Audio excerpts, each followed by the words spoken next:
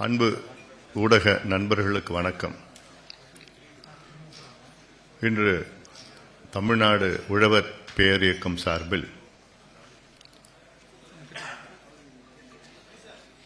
சென்னையிலே ஒரு ஆலோசனை கூட்டம் நடைபெற்றது. இந்த கூட்டத்தில் தமிழ்நாட்டில் உள்ள அனைத்து விவசாய சங்கங்கள் சார்ந்த தலைவர்கள் இதில் கலந்து கொண்டார்கள். கலந்து கொண்டு தமிழ்நாட்டில் உள்ள முக்கியமான வேளாண் சார்ந்த பிரச்சனைகளை பற்றி விவாதித்தோம். அதில் முக்கிய மேகதாது பிரச்சினை, கூட்டுறவு கடன்களை முழுமையாக தமிழக அரசு தள்ள வேண்டும், அதை உறுதி செய்கின்ற வகையில் பல தீர்மானங்களை இந்த கூட்டம் வாயிலாக போடப்பட்டிருக்கிறது. கிட்டத்தட்ட ஒரு 21 தீர்மானம் நிறைவேற்றப்பட்டது. அதில் மேகதாது, கூட்டுறவு கடன் தள்ளுபடி, நெல் கொள்முதல் நிலையங்கள் பிரச்சனைகள், விளைநிலங்களை தமிழக அரசு கையகப்படுத்தக்கூடாது, நெல்லுக்கு ஒரு குவிண்டாலுக்கு 3500 ரூபாய் கொடுக்க வேண்டும், கரும்புக்கு 4500 ரூபாய் ஒரு டன்னுக்கு கொடுக்க வேண்டும், காவிரி கோதாவரி இணைப்பு திட்டம் மற்றும் தமிழ்நாட்டில் உள்ள நிலுவையில் உள்ள பல திட்டங்கள், நீர்ப்பாசன திட்டங்கள்,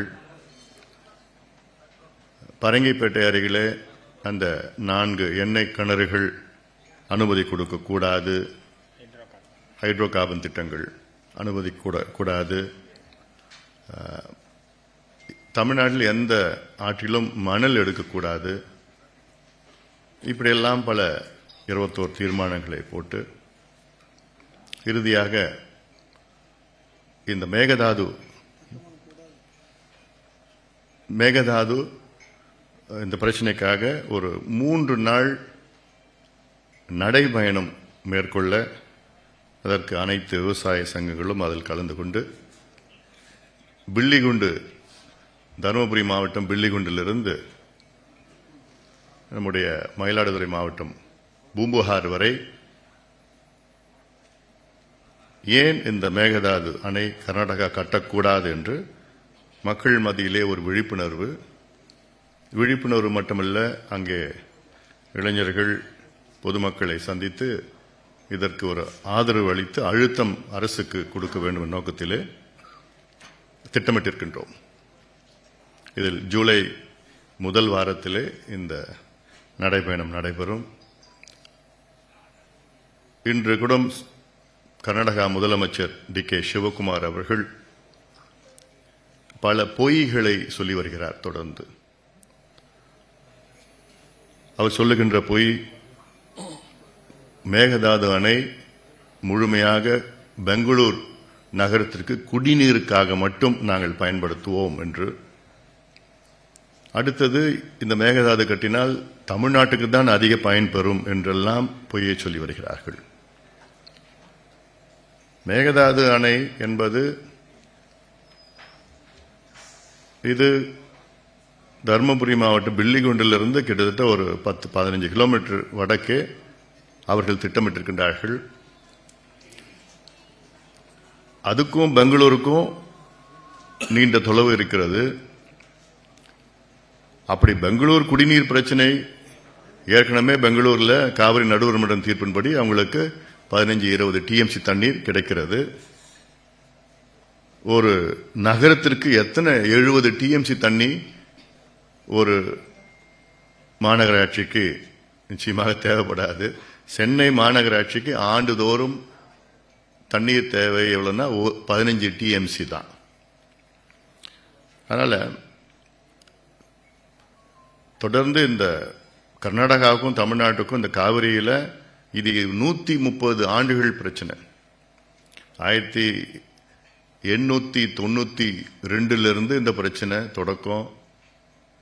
அப்போ சென்னை மாகாணம், மைசூர் மாகாணம், இந்த மாகாணத்திற்கு அங்கே கூடுதலாக விவசாயம் செய்ய திட்டமிட்ட காரணத்தால் அப்போது பல சலசலப்புகள், பிரச்சனைகள்லாம் வந்தது. வெள்ளையர்களுக்கும் மைசூர் மகாராஜாவுக்கும் பிரச்சனைகள் வந்த நேரத்திலே பல ஒப்பந்தங்கள் போடப்பட்டது.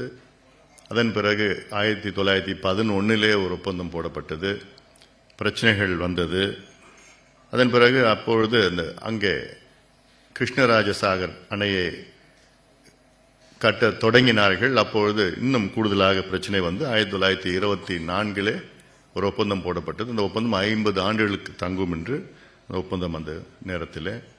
அதன் பிறகு அந்த ஒப்பந்தத்திற்கு பிறகு மேட்டூர் அணை நாம் கட்டிக்கொள்ளலாம், அங்கே கிருஷ்ணராஜசாகர் கட்டிக்கொள்ளலாம் என்று அந்த KRS அணை வந்து 1931 அங்கு கட்டப்பட்டது. மேட்டூர் அணை 34 கட்டப்பட்டது.